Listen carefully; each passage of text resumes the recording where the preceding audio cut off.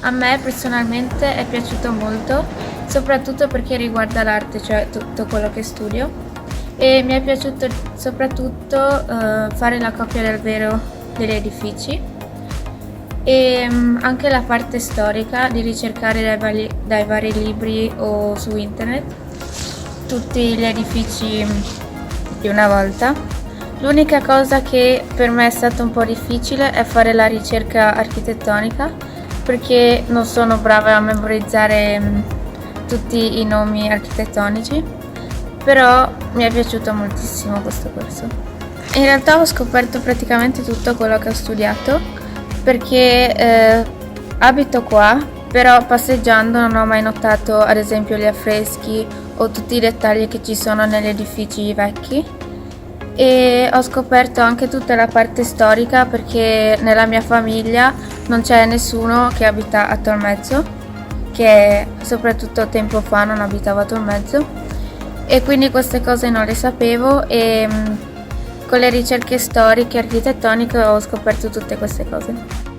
Molto strano perché magari anche se ci sono passata davanti miliardi di volte non mi ero mai accorta di alcuni dettagli. Ed è stato bello anche scoprire, vedere il prima e il dopo, affiancare le foto che abbiamo trovato nei libri di un anno e mezzo vecchia e le foto di un anno e mezzo recente dei giorni nostri. Giusto riuscire a racchiudere tutte le informazioni comunque in un testo che sia riassuntivo, ma comunque contenga le informazioni necessarie per conoscere la storia. Il periodo di Tolmezzo nel Medioevo, ovvero un anno cruciale per l'inizio e un anno per la fine, i principali fatti che si sono racchiusi in questo periodo storico e anche diciamo delle caratteristiche che ne hanno condizionato la storia. Non è facile trovare queste informazioni perché comunque Tolmezzo non è una città conosciuta e quindi gli articoli sono pochi.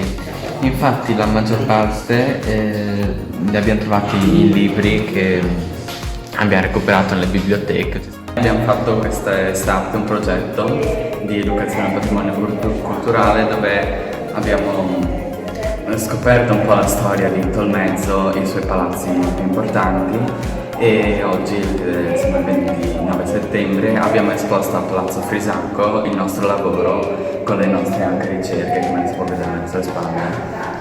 Abbiamo contribuito al progetto anche disegnando dal vivo alcuni edifici, alcuni particolari di essi. Ne abbiamo raccolto traccia e poi analizzato anche durante le ore predisposte. Alcuni di noi hanno avuto delle difficoltà a seguire e ci sono collegati anche via DAD e nonostante questo siamo riusciti comunque a completare la storia di Tolmezzo, analizzandola e comunque facendo una ricerca abbastanza completa con fotografie e il resto. A me ha dato un'idea più chiara per il futuro, per sapere perché mi piacerebbe entrare nel ramo dell'architettura e quindi è stato un modo di avvicinarmi a questo, anche scoprendo architetture locali comunque non si fa solitamente caso e quindi è stato molto interessante. A me sicuramente questa esperienza ha rappresentato un modo per conoscere meglio la città in cui sono nata e dove ho vissuto per un bel po' di anni e sicuramente conoscere ad esempio la vita in cui si trovava molto tempo fa, nel Settecento, nell'Ottocento, in cui era un'epoca completamente diversa, ma anche rivedere in altre epoche i luoghi che ho frequentato praticamente ogni giorno, la mia scuola e tutto il resto, e rivederli in modo completamente diverso anche, con un aspetto storico importante sicuramente.